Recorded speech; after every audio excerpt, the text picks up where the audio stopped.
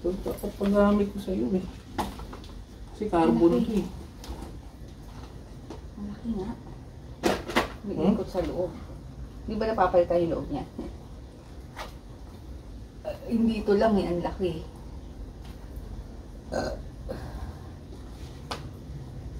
Hindi ako na lang gagamit. Pusa ako. I've seen a lot of change, been through a lot of pain. Some things are not the same as they were a year ago, but all will be okay. I move on each and every day. The past is where it stays, way back a year ago. I've changed for the better this time. I thought I would never be fine. I strive just to say I'm alright. So ayan, nag-vlog ako. Ang tagal ko nang hindi nag-vlog kasi nagkasakit ako almost 1 month yata. Tapos nag-upload ako ng mga vlog ko ngayon. Kasi ang dami kong pending. So ngayon, nandito kami, nag-ride first time dito sa South. Hindi ko alam kung saan balak nito pumunta. Umalis kami 5:30 ba o 6 para makauwi kami kagad, and tulog pa naman yung dalawang bata. So yung iniwanan ko na rin ng food para si DM maunang gumising, may makain. Ito kami sa SLEX, stop over muna. Grabe, ang init. Basa na yung kilikili ko.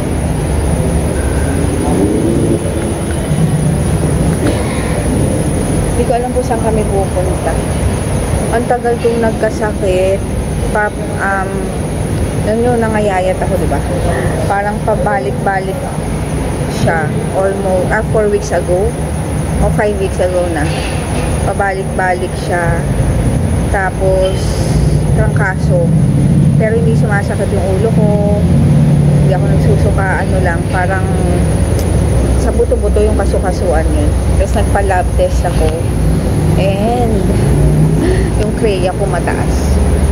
Tapos so yun. Kaya kailangan ng ingat-ingat sa pagkain. Sana yung kilikili ko.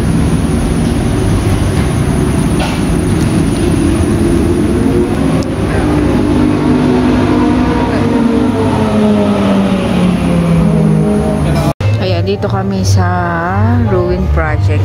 Yan. Order. Ang lamig ngayon. Wala masyadong tao. Doon kami sa labas.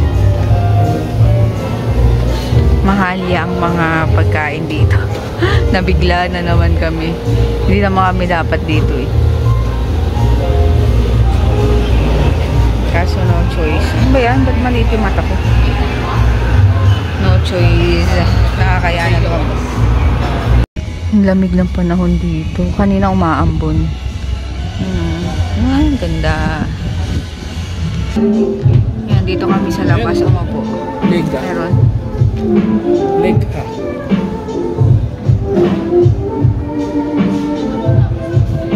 Kunti tao ngayon. Maaga. Anong oras na ba? 8 pala? Ano oras ay umalis? Ay, may pumasok sa mata ko. Yan, itong aming breakfast. Grabe mahal nung ano. Magkano to? 200. Grabe, mahal dito. Mahal dito. Napasubo na naman. Yan. First time in a long time, I'm alright. I've seen a lot of change, been through a lot of pain. Some things are not the same as they were a year ago, but all will be okay. I move on each and every day. The past is where it stays, way back a year ago.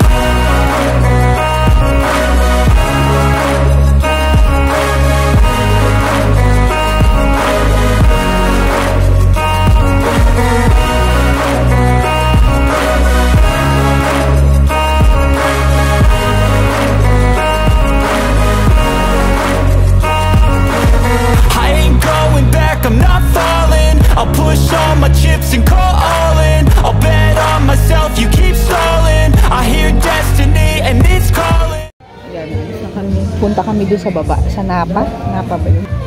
Doon.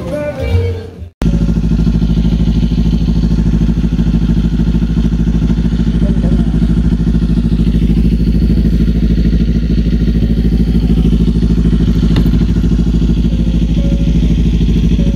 I'll keep my head up high through the downs and lows, and we're all going life. Still nobody knows, but I'ma choose what's right and take what comes and goes. And ain't no one in life holding me back no more. I've seen a lot of change, been through a lot of pain. Some things are not the same as they were a year ago, but all will be okay. I move on each and every day. The past is where it stays, way back a year ago.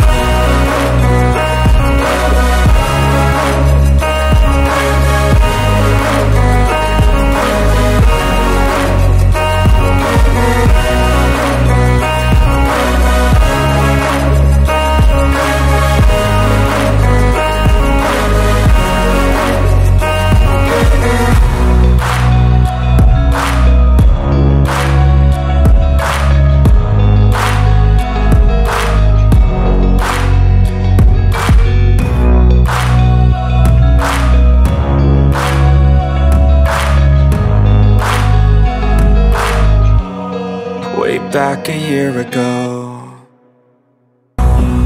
but all will be okay. I move on each and every day. The past is where it stays, way back a year ago.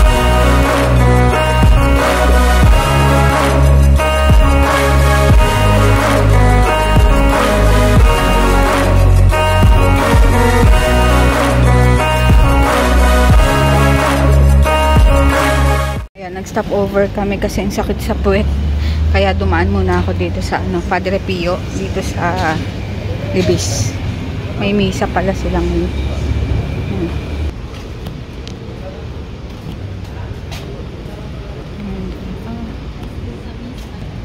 grabe ang pawis ko.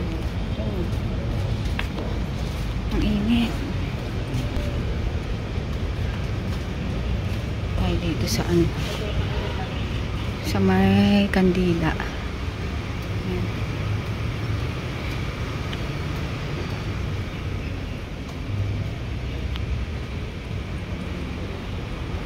Saan ba ito? Hindi ko na alam ano ba itong pupuntahan ko. Hindi, dito na pala yun. Balik tayo.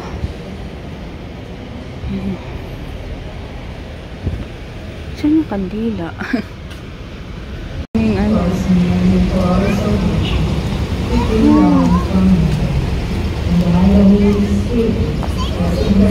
Ayan, balik na ako kay Dalton. Nag-pray lang ako saglit.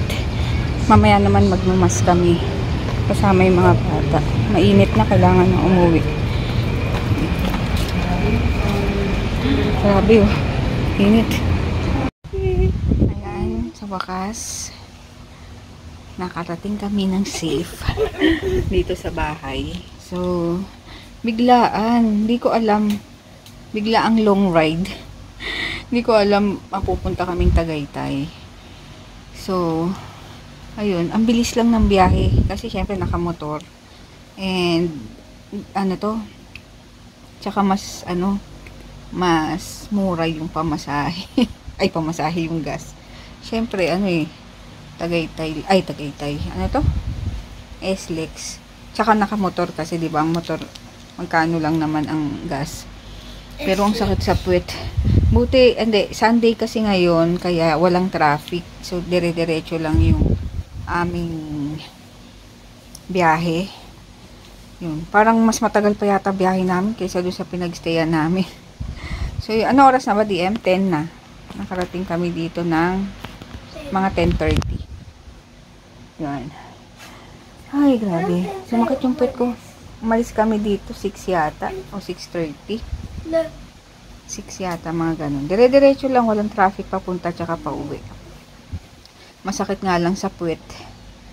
Tsaka, syempre, yung big bike, ang hirap. Kailangan nakahawak ako mamaya, matanggal ako sa upuan. Yung mawala ako bigla. Kaya So, yun, ang tagal kong hindi nag-vlog kasi nga, yun nga, nagkasakit ako. paano-ano yung sakit ko. Pabalik-balik ng 4 weeks. Yung parang weekends, dun siya mawawala. So, Friday, parang ngayon, ganun, mga Friday, mawawala siya hanggang linggo, tapos pagdating ng Tuesday, ayan na naman. Ganun lagi, same routine kada linggo. So, nagtataka ako bakit ganun. And, trangkaso lang, as in, masakit lang yung kalamnan ko, tapos mainit lang ako. 38.5 yung pinakamataas ko naman na lagnat. So, hindi namin inaano na dengue. And wala naman spots, ganyan. Pero lahat ng halos na, ay parang pag nagdengue naman yung iba daw walang spot. Yung mga butlig-butlig gano'n. Tapos, so, yun, nag-decide na akong magpa-laboratory. Sa first laboratory ko, mataas yung ano ko, creatinine ko mataas. May infection sa ihi or dugo. Ihi yata yun. So, after a week, magpapalab ako ulit kasi ni-request nung doktor. Kaso hindi na naman natuloy dahil nagkalagnat na naman ako. So, tsaka nagkaroon ako, so hindi ako makakapagpa-urine test dahil syempre meron ako.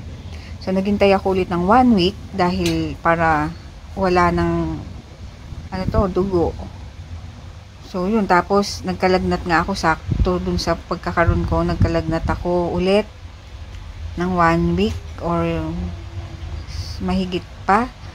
So, yun. Tapos, after nun, nung okay na ako, yung last na, hapon pa nung isang araw, nagpa-lab ulit ako kasi ni-request yung huling doctor ko. Nagpa-lab ako. Yun nga, mataas yung creya ko. Kasi yun, binigyan na lang ako ng gamot. Kasi hindi talaga ako matubig. Magtutubig ako pero hindi yung ganun karami. Tapos mahilig pa ako sa sausawan, sa maalat. Kaya yun yung talaga sa akin. Okay naman daw kumain kahit ano. Basta wag lang yung ganun kaalat. Sobrang alat. Tapos lagi daw ako magtubig. Yun lang ang problema ko talaga. Tubig. Then, iwas sa red meat kasi yun yung nakakataas na ng creya. Ganito si Pati. Ay, Missy. Nakaganon. At nandito yung baby. Tapos, yun nga. Kaya, ngayon, ang tagal ko hindi nagsumba dahil syempre magpapagaling muna ako, magpapalakas ako. Yun. Grabe, ang hirap, ang gastos. Kasi magkano yung subida ng doktor? 800. Plus yung lab ko, umaabot ng 1,000. Tapos, syempre, nakailang lab ako. Tapos, balik ulit sa doktor. Tapos, yung gamot ko pa. Itong gamot na binigay sa akin, magkano? 40 pesos isa. So, kailangan ko ng 21 pieces. So, 800 plus. Diba? Tapos, magpapalab ulit ako. After a week, pagkaubos ko ng gamot, magpapalab ulit ako ng creya ko. Tapos, syempre, na naman yung gasos. Tapos, after nun, babalik ulit ako sa doktor. So, subida na naman yun. Sabi kong, buti na lang.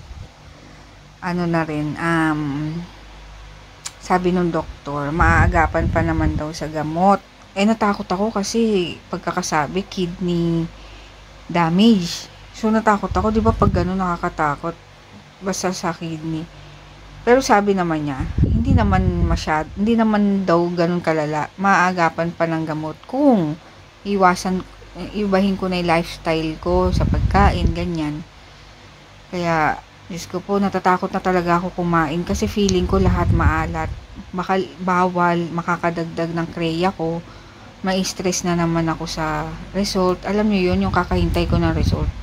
Kakaisip ko. Kahit hindi nyo sabihin na, huwag mo isipin, ganyan. Hindi mo maiwasan na kasi nakakatakot talaga. Lalo na pag kidney yung pinag-uusapan, di ba? Yan, kaya natatakot ako. Kada kain ko, tatanong ko kita, okay kaya to? Pwede kaya to? Ganyan. Kasi yun, nagbubuko ako.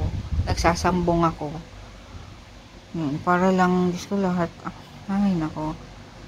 Same kami ng papa ko at saka ng kapatid ko. Ganito yung nila. Sakit. So, sa lahi. Kaya, makakatakot. Kaya, daan-dahan na rin ako sa pagkain. Tsaka, nalulunod na ako sa tubig. Ayun.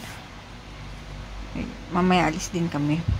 At nanganak na pala yung yung pusa namin kahapon, October 21. Nanganak na siya. Tatlo. Kaso pagkita namin, siya, namatay yung isa, matigas na. Sayang pa naman yun. Kasi kakulay ni gray. Tapos yung dalawa, dark yung kulay, black. Black yata to, pero paglaki yata, baka maging gray din. Tapos, ayun, si Missy, nanganak na. Kaya pala nung gabi, tabi ng tabi sa amin dito. As in, tumatabi. Tapos kinabukasan, narinig ni Dalton, may umiiyak na. Nandito sa loob ng kama. Ay, sa ilalim ng kama doon sa sulok. Papakita ko mamaya sa inyo kasi baka masungit. Nandun sa ilalim ng kama. Kinarton ni Dalton. Later na lang. Baby, padede girl. Very good. Ayan, kita. Di ba kita? Yan, alis kami. So, ewan ko saan ba? Eastwood. Eastwood daw. So, yan. Hindi yung kikita. Ayan, dito kami sa, ano ba to? Hindi, ano to? Uptown, UP Town? O ba't dito tayo sa Landers? Papasok kami dito ngayon. Ewan ko bakit dito. Hindi naman dito dapat. Kuha ka lang. Ano yung mga dito? Sale. Jay, kuha ka. Pasko na. 900. Ito dapat gamitin mo. Hoy, toothpaste. Ito. Maganda ba to? Ay, oral din. Hindi, baka meron pa din. Maganda yun. Ito na yung suot ko. Ay, ito pala bigay ng tita ni Dalton. Tita ano? Tita ni Dalton. Diba?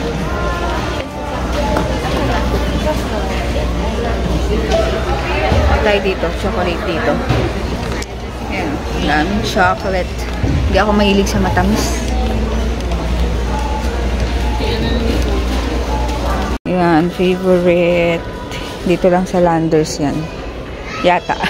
Wala sa SNR nito, di ba? Landers. Magkano to? 169. 7. Sarap. Yan na. Oh. Pang baon-baon. Parang masarap to.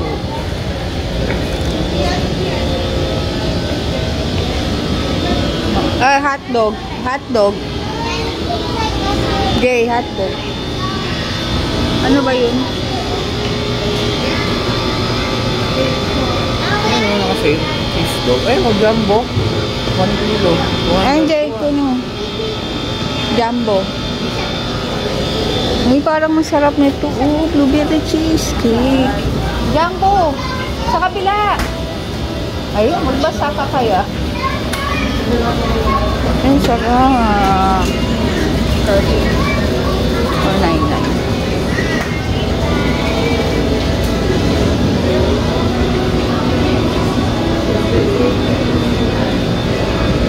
Lumpia.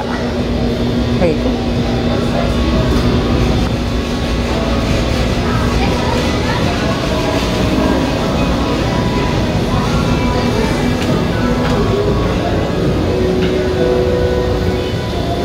Sarap na.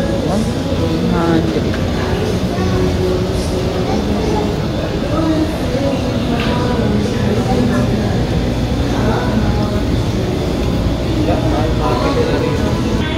Sarap to. 390. Hindi na ako pwede yan.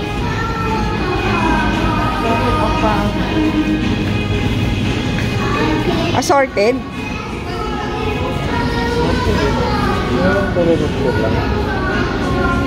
Wala. And syempre may pasalubong ang mga pets. Ayan. Bumili kami nung cat litter. Tsaka ng mga treats. Ayan ang aming binili. Cat litter. Tapos toothpaste. Ito buy one take one. Ewan ko kung maganda. Tapos yan. Yan lang. Ayan. Lalabas na kami dito. Hanap kami ng kainan. Kainan. Hindi na naman alam kung saan. Anong kakainin namin. Dami dito. Sa may saan kaya? Ano kayang masarap kainin? Ayun, kami pusa.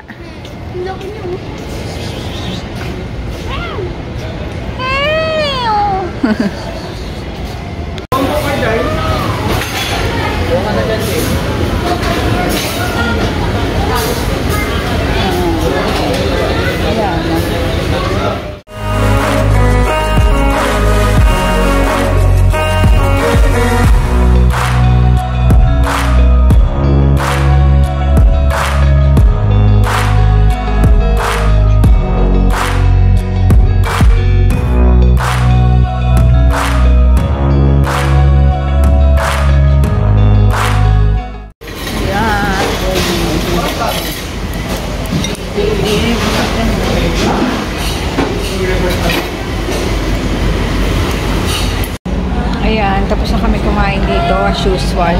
Ang sakit ng tiyan ko. Parang tumigas yung tiyan ko. Laki na naman. Huwag ka?